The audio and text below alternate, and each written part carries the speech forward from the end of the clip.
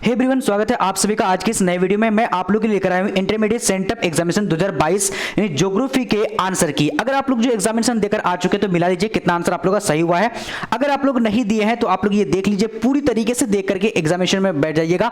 यहां से आप लोग सेम क्वेश्चन जो है इसी तरह का आप लोग को पूछा जाएगा, यही क्वेश्चन पेपर रहने वाला है। तो यहां पर आप लोग सब कुछ देख लीजिए, ये यानी स्टेट यही रहेगा आप लोग का, बिल्कुल कुछ भी बदलने वाला नहीं है, बिल्कुल सेम यही रहेगा। और इसका पीडीएफ मैं भी लास्ट में दे दूंगा, इसलिए आप लोग पूरी तरीके से वीडियो देख रहिएगा और जितना भी सारा क्वेश्चन मैं बताऊंगा सारा आंसर जो है सही रहेगा और ऑथेंटिक और 100% श्योरिटी के साथ में बता रहा हूं कि यही सारे प्रश्न आपके एग्जाम में आने वाला है। देखिए, आप बिहार बोर्ड में मतलब अभी भी कोई भी चेंजिंग नहीं किया कि 70 क्वेश्चन और यानी 20 क्वेश्चन जो है सब्जेक्टिव का और 6 क्वेश्चन जो है 3 मार्क्स का पूछा जाएगा। ये सारा कुछ निर्देश दिया हुआ है, वो आप लोग पढ़ लीजिएगा। ठीक है, तो चलिए बिना टाइम वेस्ट करते हुए शुरू करते हैं क्वेश्चन नंबर 1 से और देखते हैं कौन कौन से प्रश्न आपके एग्जाम में पूछे जा चुके हैं। तो पूरी तरीके से देखिएगा। सबसे पहला प्रश्न क्या बोला जा रहा है कि निम्न में से कौन मानव भूगोल का उपागम नहीं है। तो यहां पर करेक्ट आंसर क्या होगा, तो डी नंबर यानी मात्रात्मक क्रांति करेक्ट आंसर हो जाएगा। ठीक है, चलिए अब अगला क्वेश्चन देखते हैं क्या बोल रहे हैं। दूसरा नंबर कह रहे हैं कि नौ निश्चयवाद की संकल्पना का प्रतिपादन किसने किया था। तो यहां पर क्या होगा, right answer C number Griffith Taylor. थोड़ा सा आप लोग देख लीजिएगा, मैं स्पीड में कर रहा हूं ताकि आप लोग जो देख करके एग्जामिनेशन हॉल में जा सके। अब यहां देखिए अगला क्वेश्चन देखिए क्या बोल रहे हैं, किसने कहा कि मानव भूगोल मानव समाणु और धरातलों के बीच संबंधों का अध्ययन संश्लेषित अध्ययन है। तो यहां पर करेक्ट आंसर क्या होगा, तीसरा नंबर का सी नंबर का। सी नंबर का यानी एलएनसी सैंपल करेक्ट आंसर हो जाएगा। ठीक है, चलिए अब देखिए अगला क्वेश्चन क्या बोल रहा है। चौथा नंबर कह रहा है कि व्यवहारवादी मानव भूगोल के किस क्षेत्र के उपागम है। तो यहां पर करेक्ट आंसर क्या होगा, सामाजिक भूगोल। राइट आंसर डी नंबर हो जाएगा। ठीक है, चलिए अब देखेंगे अगला क्वेश्चन। अगला देखिए क्या बोल रहा है कि कृषि भूगोल मानव भूगोल के किस क्षेत्र का उपक्षेत्र है। तो यहां पर करेक्ट आंसर क्या 5 नंबर का। तो 5 का राइट आंसर क्या होगा, जल्दी से बताने आप लोगों को भी। ठीक है, तो सी नंबर का आर्थिक भूगोल करेक्ट हो जाएगा। ठीक है, चलिए अब देखेंगे अगला क्वेश्चन। 6 नंबर क्वेश्चन क्या बोल रहा है, कह रहा है कि निम्नलिखित में से विरल जनसंख्या वाला क्षेत्र है। तो यहां पर क्या होगा, 6 नंबर का करेक्ट आंसर सी नंबर का। सी नंबर में देखिए क्या हो जाएगा, यानी इसका देखिए 6 नंबर का क्या होगा, जल्दी से आप लोग बताएं, यानी उत्तर पूर्व नहीं, 6 नंबर का यानी बी नंबर होगा, यानी दक्षिण पूर्व एशिया करेक्ट आंसर हो जाएगा। ठीक है, देखिए ये भी क्वेश्चन थोड़ा सा इसमें डाउट नहीं, आप लोग देख लीजिएगा दोबारा थोड़ा सा रिसर्च करके। ठीक है, चलिए अब देखिए अगला क्वेश्चन देखिए क्या बोल रहा है, इसमें थोड़ा सा मैं आप लोग को पिन कर दूंगा। अब देखिए अगला क्वेश्चन देखिए क्या बोल रहा है। 7 नंबर कह रहा है कि निम्नलिखित में से, फटाफट से देखना है आप लोग को, निम्नलिखित में से कौन सा एक जन हस्तांतरण का प्रतिकर्ष कारक नहीं है। तो यहाँ पर 7 नंबर का करेक्ट आंसर क्या होगा, बी नंबर में नहीं बेरोजगारी करेक्ट आंसर हो जाएगा। ठीक है, चलिए अब देखेंगे 8 नंबर क्वेश्चन क्या बोला जा रहा है कि जनसंख्या वृद्धि दर सर्वाधिक है। तो जनसंख्या वृद्धि दर सर्वाधिक कहां पर है। तो 8 नंबर का करेक्ट आंसर ए नंबर का अफ्रीका में। ठीक है, चलिए अब देखेंगे अगला क्वेश्चन। अगला देखिए क्या बोला जा रहा है, कह रहा है कि निम्नलिखित देशों में किसका लिंग अनुपात विश्व का सबसे कम है। तो यहाँ पर 9 नंबर का करेक्ट आंसर क्या होगा, ए नंबर यानी संयुक्त अरब अमीरात करेक्ट आंसर हो जाएगा। यहाँ अगर आप लोग लाइटविया रहता तो लाइटविया राइट आंसर हो जाएगा, लेकिन संयुक्त अरब अमीरात हो जाएगा। अब यहाँ पर देखिए अगला क्वेश्चन क्या बोल रहा है, करेंगे निम्नलिखित में से कौन जनसंख्या का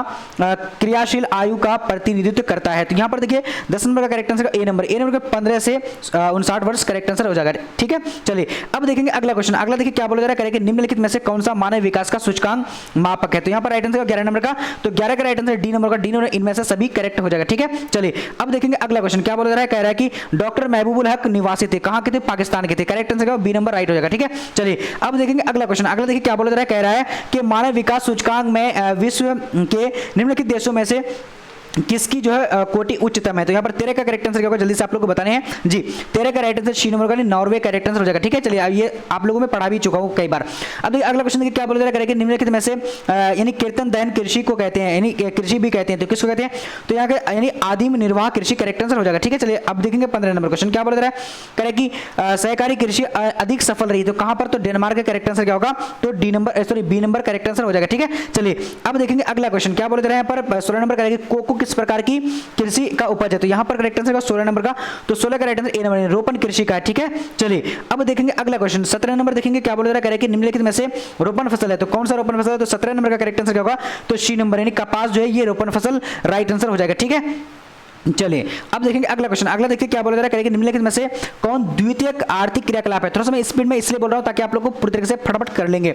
तो यहाँ पर करेक्ट आंसर 18 नंबर का क्या होगा, डी नंबर यानी क्या होगा, वस्त्र निर्माण करेक्ट आंसर हो जाएगा। ठीक है, चलिए अब देखेंगे अगला क्वेश्चन क्या बोला जा रहा है, निम्नलिखित में से कौन कृषि आधारित उत्पाद नहीं है। तो यहाँ पर 19 नंबर का करेक्ट आंसर क्या होगा, बी नंबर यानी नमक जो है कृषि आधारित उत्पाद नहीं है। ठीक है, चलिए अब देखेंगे अगला क्वेश्चन। अगला देखते हैं क्या बोला जा रहा है, कह रहा है यहाँ पर देखेंगे फटाफट से देखना है आप लोग को। ठीक है जी, अब यहाँ देखिए क्या बोला जा रहा है, कह रहा है कि निम्नलिखित में से किस अर्थव्यवस्था का उत्पादन स्वामित्व व्यक्तिगत होता है, तो यहाँ पर क्या होगा 20 नंबर का करेक्ट आंसर क्या होगा, तो ए नंबर क्या होगा, यानी पूंजीवादी। अगर आप लोग को थोड़ा सा स्पीड लग रहा होगा तो आप लोग ने थोड़ा सा रुक करके देख लीजिएगा, ठीक है। अब यहाँ देखिए थोड़ा सा स्क्रीन में भी थोड़ा सा कम दिख रहा होगा, कोई बात नहीं, मैं बोल रहा हूँ अच्छी तरीके से। निम्नलिखित में से कौन सा आधारित उद्योग है, कौन जो है यानी क्या वन आधारित, ठीक है, वन आधारित उद्योग है, तो यहाँ पर करेक्ट आंसर 21 नंबर का ए नंबर होगा, यानी लाख उद्योग, क्या होगा, लाख उद्योग, करेक्ट आंसर ए नंबर हो जाएगा, ठीक है।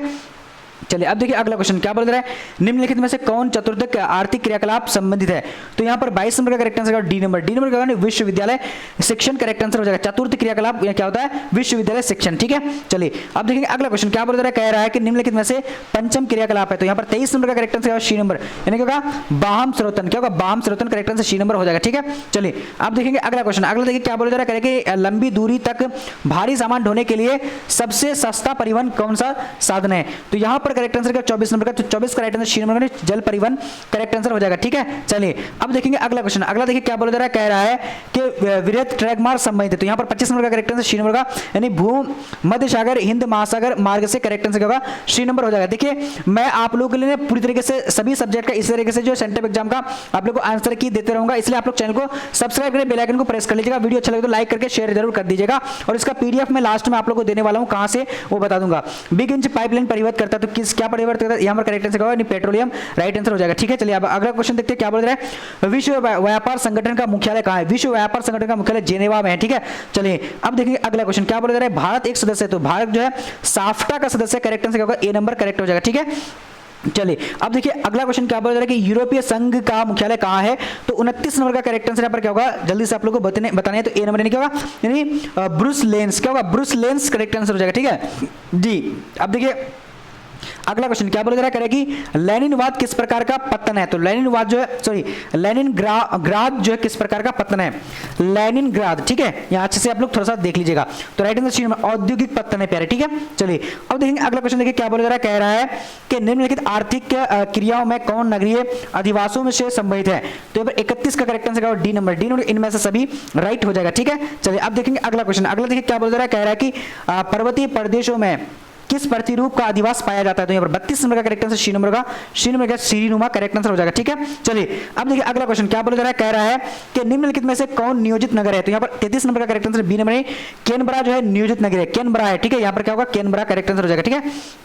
चलिए अब देखिए अगला क्वेश्चन, देखिए क्या बोला जा रहा है, निम्नलिखित में से कौन जो है सुपरलेखित प्राचीनतम नगरीय बस्ती है, तो 34 नंबर का करेक्ट आंसर डी नंबर क्या है, सिंधु घाटी करेक्ट आंसर हो जाएगा, ठीक है, प्राचीनतम ये नहीं हो जाएगा। तो 35 क्वेश्चन तो आप लोगों को पूछा जाएगा, लेकिन आप लोग पूरी तरीके से देख लीजिए सभी क्वेश्चन, 70 क्वेश्चन जो है इस बार भी आप लोगों को पूछा जाएगा। अब देखिए निम्नलिखित में से कौन परिवहन नगर है, तो 35 का करेक्ट आंसर ए नंबर होगा, यानी सिंगापुर करेक्ट आंसर क्या होगा, ए नंबर राइट हो जाएगा, ठीक है। चलिए अब देखेंगे अगला क्वेश्चन, अगला देखिए क्या बोला जा रहा है, 36 नंबर करेगी 2011 की जनगणना के अनुसार किस राज्य का जनसंख्या घनत्व सबसे अधिक है, तो यहाँ पर 36 का correct answer A number, Bihar correct answer हो जाएगा, ठीक है। चलिए अब देखिए अगला क्वेश्चन देखते हैं क्या बोला जा रहा है, कह रहा है कि भाषा क्या है, किस भाषा परिवार की जनसंख्या सबसे कम है, तो क्या होगा यहाँ पर, यानी चीनी तिब्बती, करेक्ट आंसर यहाँ पर क्या होगा, जल्दी से आप लोग को बताइए, 37 का डी नंबर करेक्ट आंसर हो जाएगा, ठीक है। चलिए अब देखिए अगला क्वेश्चन, देखिए क्या बोल रहा है, फटाफट से आप लोगों को देखना है और जवाब भी देने हैं। क्वेश्चन कर रहे हैं 2011 के जनगणना के अनुसार भारत का जनसंख्या घनत्व था, तो यहाँ पर करेक्ट आंसर क्या होगा, यानी 82 प्रति वर्ग किलोमीटर है, ठीक है। चलिए अब देखेंगे अगला क्वेश्चन क्या बोला जा रहा है, कह रहा है कि भारत में पुरुष प्रवास की प्रमुख कारक है, तो यहाँ पर करेक्ट आंसर क्या होगा, देखिए थोड़ा सा दिक्कत हो रही है, बट हम बोल रहे हैं ना, आप लोग सुन लीजिएगा, ग्रामीण से नगरीय करेक्ट आंसर हो जाएगा, ठीक है, ग्रामीण से लोग जो है नगरीय की ओर बढ़ता है। अब देखिए अगला क्वेश्चन, देखिए क्या बोला जा रहा है, 40 नंबर देखेंगे, कह रहा है कि मानव विकास सूचकांक 2011 के संदर्भ में विश्व के देशों में भारत के निम्न में से कोटि थी, तो कौन सी कोटि थी, तो 40 नंबर का करेक्ट आंसर बी नंबर क्या होगा, यानी 129 करेक्ट आंसर हो जाएगा, ठीक है।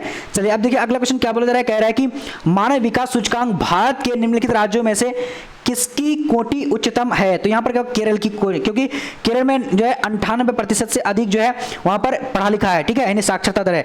अब देखिए अगला क्वेश्चन देखिए क्या बोल रहा है, निम्नलिखित में से केंद्र शासित प्रदेशों में किसकी साक्षरता दर उच्चतम है, तो केंद्र शासित प्रदेशों में किसकी साक्षरता दर उच्चतम है, तो यहाँ पर 42 का करेक्ट आंसर ए नंबर, यानी दमन और द्वीप करेक्ट आंसर हो जाएगा, ठीक है। चलिए अब देखिए अगला क्वेश्चन 43 नंबर क्वेश्चन क्या बोल रहा है, निम्नलिखित में से कौन सा ग्रेसन नगर है, ग्रेसन नगर कौन सा है, तो 43 का यहाँ पर करेक्ट आंसर क्या ए नंबर मथुरा करेक्ट आंसर हो जाएगा, ठीक है। जी। अब देखिए अगला क्वेश्चन क्या बोला जा रहा है, कह रहा है कि निम्नलिखित में से कौन खनन नगर है। खनन मतलब खोदने का जो है, खोद करके जो सामान निकाला जाता है, तो इसका करेक्ट आंसर 44 नंबर का तो सी नंबर यानी क्या रानीगंज करेक्ट आंसर हो जाएगा। ठीक है, चलिए अब देखिए अगला क्वेश्चन क्या बोला जा रहा है, कह रहा है कि हरित क्रांति संबंधित है, तो यहाँ पर 45 का करेक्ट आंसर क्या होगा, जल्दी से बोलने आप लोग को। तो 45 करेक्ट आंसर बी क्या होगा, खाद्यान्न उत्पादन से। ठीक है, चलिए अब देखिए अगला क्वेश्चन क्या बोला जा रहा है, कह रहा है कि निम्नलिखित में से कौन कृषि की समस्या है, कौन जो कृषि की समस्या है, तो यहाँ पर 46 का करेक्ट आंसर डी नंबर, इनमें से सभी करेक्ट आंसर हो जाएगा। ठीक है, चलिए अब देखिए अगला क्वेश्चन क्या बोला जा रहा है, कह रहा है कि निम्नलिखित में से कौन रेशेदार फसल नहीं है, तो 47 का करेक्ट आंसर क्या होगा, सी नंबर क्या होगा, मेस्टा करेक्ट आंसर हो जाएगा। ठीक है, चलिए अब आगे बढ़ेंगे, आगे देखते हैं क्वेश्चन क्या बोला जा रहा है कि निम्नलिखित में से शुष्क कृषि संबंधित नहीं है, शुष्क कृषि संबंधित कौन नहीं, तो 48 का करेक्ट आंसर डी नंबर का क्या हो जाएगा। यहाँ पर देखिएगा थोड़ा सा क्या होगा, यानी इसमें यानी क्या होगा, यानी गन्ना। ठीक है, ये क्या है प्यारो, गन्ना करेक्ट आंसर क्या होगा, तो डी नंबर राइट हो जाएगा, गन्ना लिखा हुआ है। ठीक है, चलिए अब देखिए अगला क्वेश्चन देखिए क्या बोला जा रहा है, कह रहा है कि निम्नलिखित में कौन खाद्य फसल है, तो खाद्य फसल कौन है, तो यहाँ पर 49 का करेक्ट आंसर डी नंबर, नहीं गेहूं जो है खाद्य फसल है। ठीक है, चलिए अब देखिए अगला क्वेश्चन 50 नंबर क्वेश्चन क्या बोल रहे हैं, निम्नलिखित में से कौन कॉफी उत्पादक है, तो यहाँ पर करेक्ट आंसर 50 नंबर का क्या, ए नंबर क्या होगा, नहीं कर्नाटक करेक्ट आंसर हो जाएगा। ठीक है, चलिए अब देखेंगे अगला क्वेश्चन, थोड़ा सा यहाँ पर दिख नहीं रहा है तो ये